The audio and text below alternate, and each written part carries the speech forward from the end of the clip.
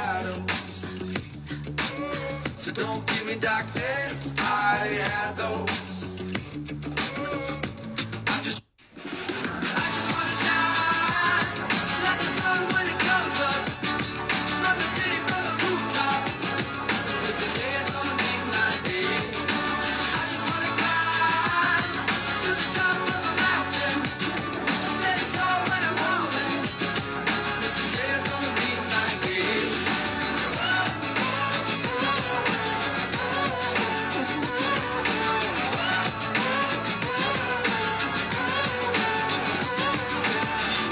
I used to lay low, hiding in the shadows. So don't give me darkness, I had those. Hello, and welcome to the Savvy Safety Sisters Partner in Prevention podcast. I'm your host, Carrie Pasquarello of Global Secure Resources, and this month, we want to celebrate International Women's Day and Women's History Month. And my goal is to spotlight amazing women changing the course of the world with their actions, thoughts, and hopes for a better and safer future. So today, I am so thrilled to introduce Danielle Festa. She's the founder of the Aplomb Project, which pays tribute to those who have experienced a life-altering trauma. And as an artist, she captures the resilience of trauma survivors and then gives the portrait to the participant to celebrate their courage and their strength. So I want to say thank you so much, Danielle, for joining us today. I just want to get started with a little bit about you and how you came up with this amazing idea for this project. So welcome. Thank you, Carrie. I really appreciate you having me on here, and it really means a lot. And it's been a journey to have been painting people my whole life, as far back as I can remember.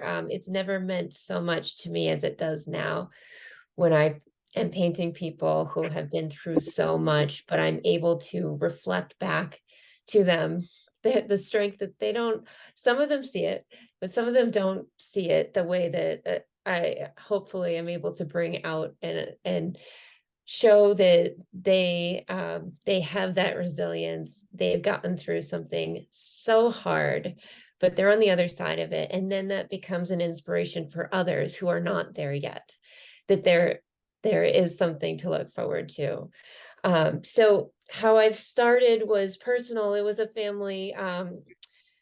It was my cousin coming to me during COVID. We were not as close as we were as kids. And she reached out to me and she told me something that was really hard, but she had disassociated for 30 years.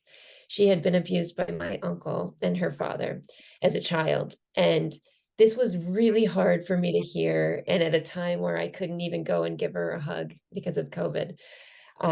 What amazed me, it was it was a tsunami of just painful information. But what I heard was her voice starting to get more steady, and her strength continued. Every day we talked, our families were Zooming, and we were getting more connected than we've ever been. And she was so surprised that I supported her and I believed her. And I saw her start to transform. She chopped her hair off. And I remember her as a kid, as a teenager, with the, cousin it, you couldn't see her face at all. She was hiding behind baggy clothing, and it all made sense to me now. But to see her start to show herself, to wear hold her head high, to put on clothes that made her feel feminine and good and powerful. So as soon as we were vaccinated and we were able to see each other, I said, would you mind if I paint what I saw? Because I think it would be really cathartic for both of us to work through this. So we went shopping together and she picked out an outfit that made her feel empowered. And I've actually, since my thesis, I graduated in 2007 from UMass Amherst with my painting degree. And my thesis was about how clothing affects people, both how they're perceived and how it makes them feel. So I actually continued with this in just a whole new way, but it still is a callback to the way that I work with material. I actually have it either coming out of my piece or instead of canvas. Sometimes I paint directly on fabric. And that textile has still found its way woven into these pieces to kind of showcase how what they decided they wanted to choose to represent themselves. A lot of the people I'm working with didn't have a choice in that moment where the trauma had happened. And so now they get to decide how they're presenting themselves. We work together and we find historical references. So we go back to traditional portraiture where usually it was you had to have deep pockets to have a painting done of yourself. And often that's true now too. So what I wanted was for them to choose a historical piece that would then reflect back in a contemporary way. Maybe it's the pose or the background. But often it's just an empowering piece in the end. And it's even though the content is heavy, the background is heavy, the paintings themselves are meant to be uplifting. And I hopefully I've heard from people that they feel that. And it's really important to me that the person I'm painting feels that a lot. But like I said, it has more of an effect than just that to giving it to that one person, because it's sharing that story of strength and of empowerment to others. That is just amazing. And it's so true. The disclosure portion of survivors, I think, is one of the most important steps to the road of recovery and the phases throughout trauma, right? Um, I know there's certain ways that the first person that somebody does disclose to, it matters if somebody believes them or not. And even after so much time has passed, to be able to just be in the moment with them, believing them, has amazing effect on the way that they will see themselves in the future. And, you know, it sounds to me as if you're almost going through a whole phase of trauma recovery with the people that you're painting. Mhm. And I know that would include the self-compassion and the self-care and building of the support system, right? Which you are a foundational part of that, especially for your cousin. Mhm. I'm so happy that she felt um, so close that she could share this with you and you received it and then started this whole campaign that is so amazing that you're helping so many other people with what you're doing. This is just Thank you. remarkable. And I Thank you. definitely be adding some of the clips from your Instagrams into this Oh, great. podcast because everybody needs to see them. Really, they have to see them. But Thank you. it seems to me like you have this extraordinary ability of highlighting this inner power that lives in individuals that are overcoming these challenges. And once again, as I look at your paintings, they're just remarkable. So I have to ask you, who inspired you to take a path into art? Mm. Well, it's definitely in my genes. It's heavy in my family. My grandmother, my Nana, she's still with me, and she was just naturally gifted, and she would always be painting, but she would always say to me she was never really given the opportunity to take it seriously, to do it professionally. So she was really proud when I was able to do that as a major and have that be my focus.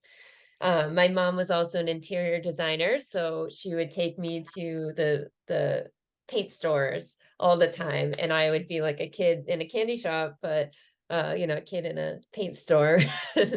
She would indulge me to get the all the materials that we were skipping over the Crayola and going right to the real stuff. And I really appreciated that she let me do that. And I was very careful with all my materials. I had a great aunt too that gave me this beautiful wooden easel. And so I had all these professional tools and the confidence. So I'm very grateful, especially Women's History Month, the women around me, and the men, but especially, I was always told I put my heart into something, that I can do it. And the practical side of me was always like, well, being an artist doesn't really financially make sense. And there was a lot of reasons not to, but for me, it was always coming back to that passion. It was too strong to ignore. Yeah.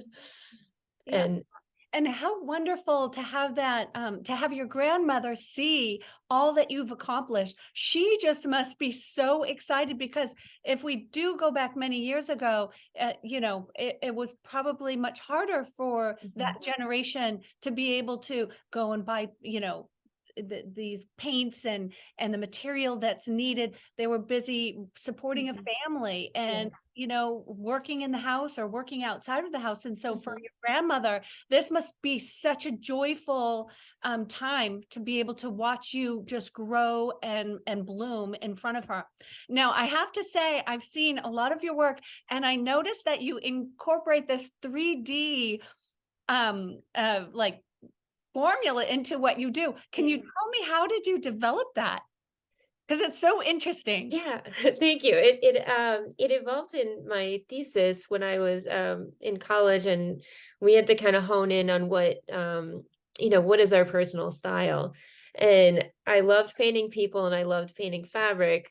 And I also really appreciated the kind of trompe l'oeil trick of the eye, when you look at something and it takes you a minute to realize that it's something else, and kind of that play between reality and what we're painting. I'm painting realistically what I see, but I'm kind of crossing into another dimension and pulling in the reality of objects we're used to. I mean, we all wear clothing every day, and we're used to seeing material, but not in that way.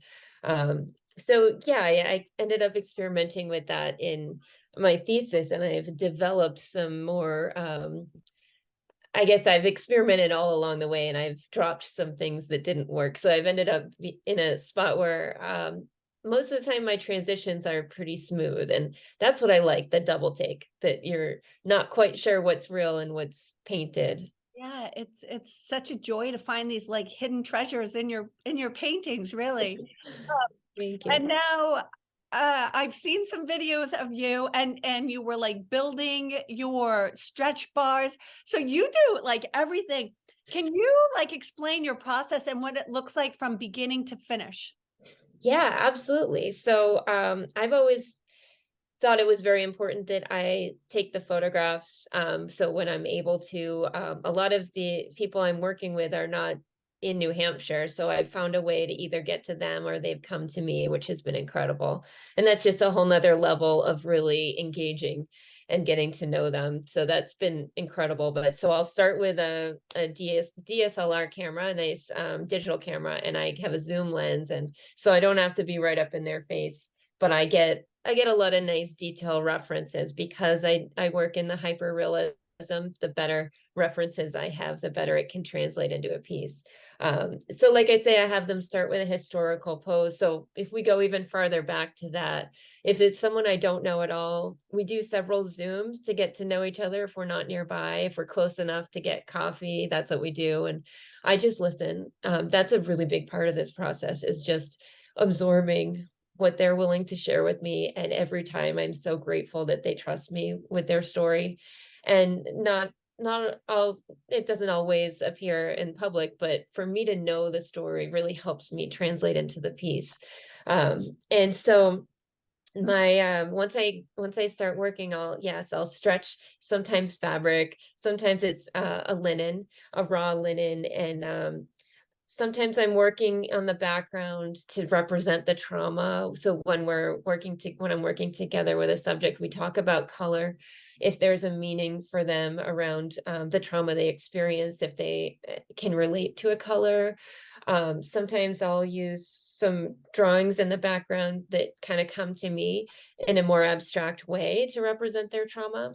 But then once I start, so a lot of times I'll very carefully gesso a figure, which is like a primer if you're painting a wall. So you wouldn't just directly paint on a fabric or linen with oil. You have to prepare the surface. So that's another step that I do a lot of the time lapses because there's a lot that goes into these pieces, and it would be boring to watch the whole thing, but I try to speed it up and make it more fun. But yeah, I have to make sure it's a nice smooth surface and I get the silhouette exactly right. And then I move into my oils, and I work with a lot of layers. So it's a Renaissance technique of glazing where there's a lot of semi-transparent layers, and it's really the best way to get skin tone and to really make it feel like it's popping out of the piece. So then I'll add the additional fabric. If that's usually my last step, if I have fabric coming out three-dimensionally. There was a really nerve-wracking, I did it on Instagram and TikTok, and I had to cut out the thumb. I don't know if you saw that video, but it was so nerve-wracking because I spend months on these paintings, and then I'm taking an X-Acto knife and I'm cutting out. And I was like, I better not cut her thumb off by, moving the wrong way. So sometimes that can be scary, but then it looked like I was able to tuck the fabric underneath her thumb, so it looks like she's holding her skirt. My gosh, such detail. Yeah. It's Wow. the little moments like that that really, I think, pull it together. And that's really fun too, when I can see it finally resolve. Right. Oh my gosh, that's so amazing. Now, not long ago, you had some really exciting news because 4 of your paintings were purchased by the Greater Dover Chamber and presented to the Winthrop Douglas Hospital. I That's mean, great. and you received the Community Impact Award. What an honor. So I want to hear a little bit about that. Sure. Okay. Well, I didn't receive the Community Impact Award. That was actually for the hospital. So the Chamber of Commerce bought my paintings as a gift for them for the work they've done through COVID. So obviously local hospitals have, I mean, everybody in the healthcare industry has just done so much. So I was so grateful when they reached out to me to be able to be a part of that and to have the paintings over there. My series prior to this series, or now this is ongoing, but during COVID, I ended up painting people with masks because we all felt so uncomfortable. And I told you before how I've been painting people about how they're perceived by what they wear. So all of a sudden, I wasn't even working in trauma then, but it really is, it was a global trauma, and it was a shared experience that I don't think has ever happened, where around the world we're all doing something that we feel uncomfortable about. And there were some people having fun with it. So I ended up asking people if I could paint them. Like a lot of times I found them on social media, and or people I knew that were, having fun with their masks. So it was a playful series, but also it was talking about how we're all going through something difficult. Yeah. And I'm really happy they ended up at the hospital, because it's just, you feel like how can you thank people enough, you really that are doing this every So day. true. That is so true. And so they were the recipients of the Community Impact Yeah. Award. And then your paintings were part of that, because I just want to say, looking at your paintings, they were wearing masks, but I can't explain how vivid their eyys are. It's as if they're completely right in front of me. So your Thank you. talent just shines, and you took, like you said, it was a traumatic time for Yeah. everybody worldwide, and for you to take that and make these beautiful pictures out of such a trying, difficult time of our life, just you really made an impact. And so I just want to say Thanks. thank you again for that as well. Thank you. A lot of it's cathartic for me too. It was a weird time, and painting felt like the right thing to do. Right. And I have to also say to our listeners that Danielle is an amazing coder, and she Oh, specializes in developing custom websites, print designs for small businesses, nonprofits, and individuals. And so I just want to ask, how did you get into the business on that side? Because your work is really remarkable. thank you. So when I was at college, I did take design and web design, graphic design classes.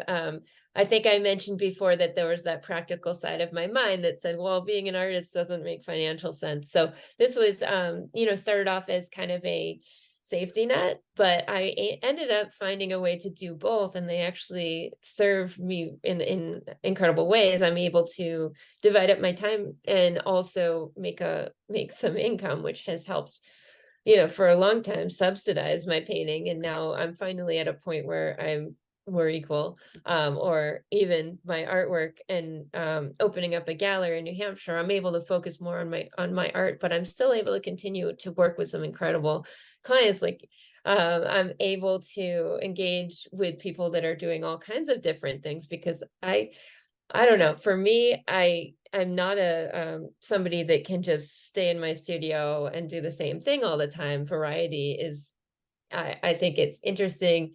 People are interesting, and what people are able to, like you said, I'm able to work with nonprofits, and I love that. Putting up rescue dog photos, and I'm feeling like, okay, that's helping them get a home. So it just fulfills me to do all of these different things, and I'm glad I did diversify and Yeah. was able to continue to do that. Well, that's amazing. So now tell me, when is your next opening show that you'll be doing with this special project? Yeah, so in June, I'm going to have the next exhibition. It'll be the end of June, where I'm either going to have 6 or 7 paintings, of new paintings from this year. And this will be the second annual. My first annual last year, I didn't know yet that it would be annual, but now I know for sure it's going to be recurring. Actually, very exciting. Last week, we had our first board meeting, but I'm actually forming a nonprofit around the project, and it's called the Aplomb Project. And I have 8 amazing board members, and some of them are previous subjects from the first round.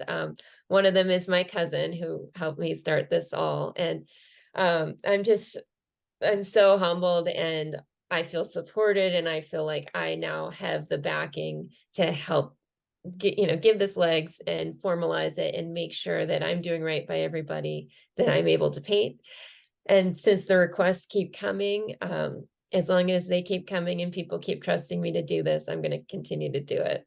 Well, that is awesome. I'm going to have to come up in June. I'm going to have to. Yes, And so now, how can others support this project? And is there sure. So now I have, help you? yeah, so I have the website now, theaplombproject.org, and on there, donations are helpful. They go towards helping me gift the paintings.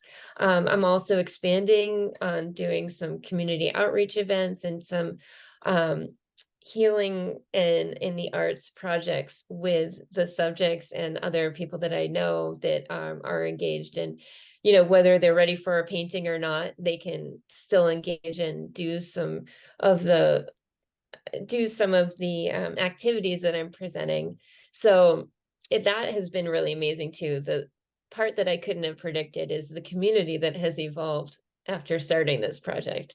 And it's magnetic, and it's contagious. When people see inspiring people, you can't help but feel inspired as well, and feel like together we can all support each other and get through some really tough things, but we can.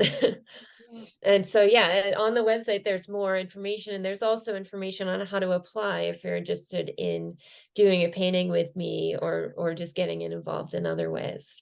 Right. So I was going to ask that as my next question is, Yeah. what's the process behind Mhm. applying, and what does it entail to be a volunteer for in this project if they're chosen? Yeah. Yeah. So I do recommend working with me when someone feels ready, when they feel like they're ready to celebrate where they're at.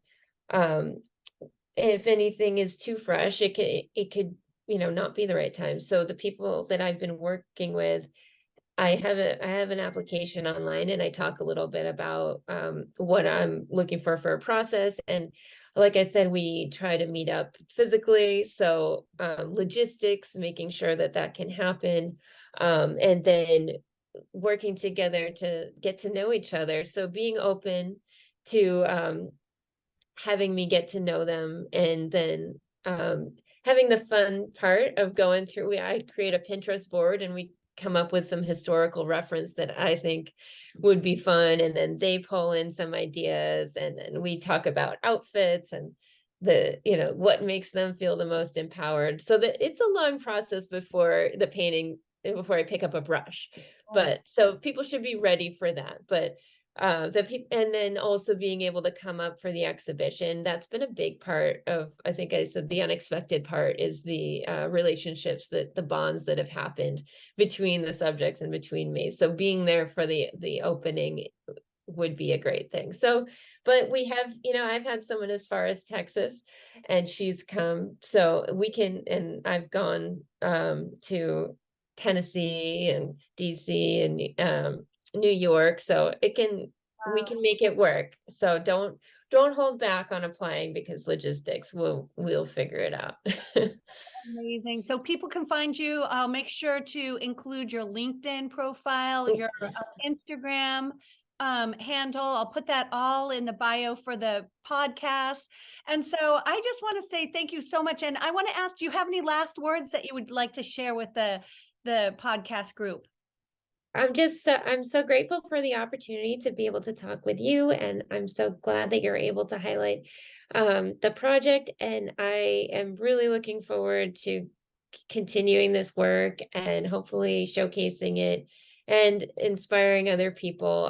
I'm inspired every day in my studio when I get to paint these people, and so sharing their stories with others and being able to present it in this way it's it's very exciting. And so thank you for giving me the opportunity to talk about it. And I hope to continue to, share my work with you.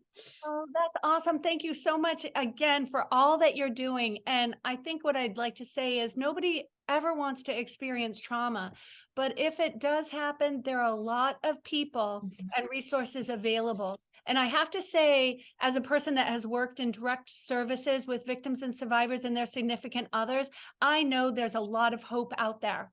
And ways to empower ourselves is to make sure that we are speaking up, to change the culture, to educate others, especially about risk reduction techniques and learning self-defense.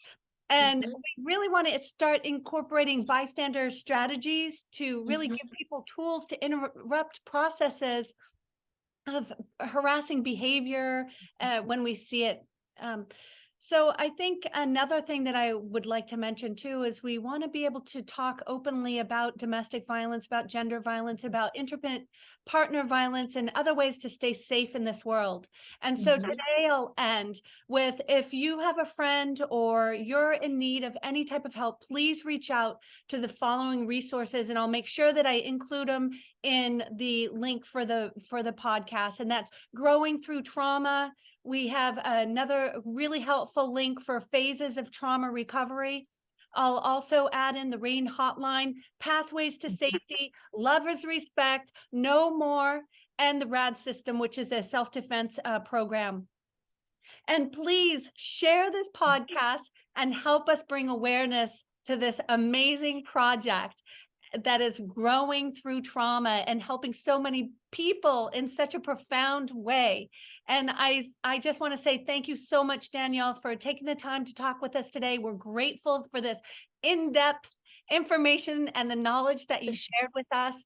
And we will be back for another episode to increase public awareness and reduce the dangers faced by citizens in their daily life, whether traveling around the corner or around the world.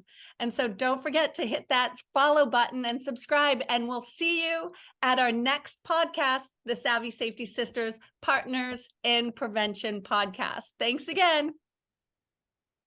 Run the city from the rooftops. 'Cause today is gonna make my day. I just wanna climb to the top of a mountain. Stand tall when I'm rolling. 'Cause today is gonna make my day.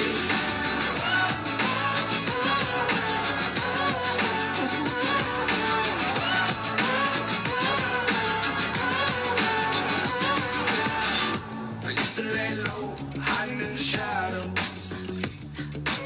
So don't give me darkness, I had those. I just wanna shine like the sun when it comes up.